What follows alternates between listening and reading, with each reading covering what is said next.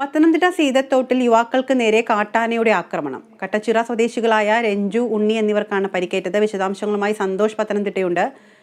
സന്തോഷ്, കാട്ടാനയുടെ ആക്രമണത്തിൽ തന്നെയാണോ, അല്ലെങ്കിൽ കാട്ടാനകളെ കണ്ട് ഭയം ഓടിയതിനു ശേഷം ഉണ്ടായ പരിക്കാണോ? എന്താണ് യഥാർത്ഥത്തിൽ സംഭവിച്ചത്?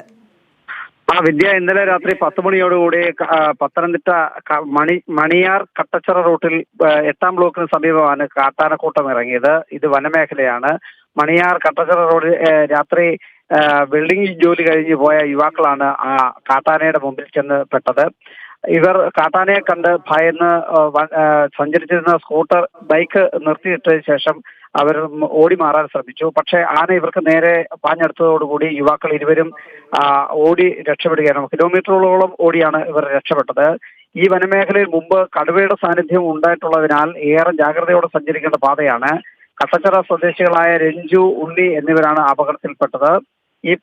ഇവരിരുവരും ആശുപത്രിയിൽ ചികിത്സ നേടിയിട്ടുണ്ട്. എന്തായാലും ഈ മേഖലയിൽ ആന ഒരു നിത്യമായി അതിലെ ഈ സ്ഥലത്ത് ആനയുള്ള ഏരിയയാണ്. ഇതിലെ ഈ വഴിയിലൂടെ കടന്നു പോകുന്നവർക്ക് കൃത്യമായ ജാഗ്രതാ നിർദ്ദേശവും ഇതിനോടകം തന്നെ വനപാലകർ നൽകിയിട്ടുള്ളതാണ്.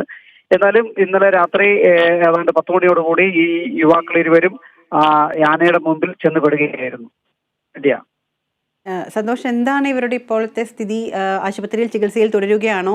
ആരോഗ്യനിലയിൽ തൃപ്തികരമാണോ ആരോഗ്യനില? മറ്റെന്തെങ്കിലും വിവരങ്ങൾ അറിയാൻ സാധിച്ചിട്ടുണ്ടോ ഇവരെ കുറിച്ചിട്ടുള്ള?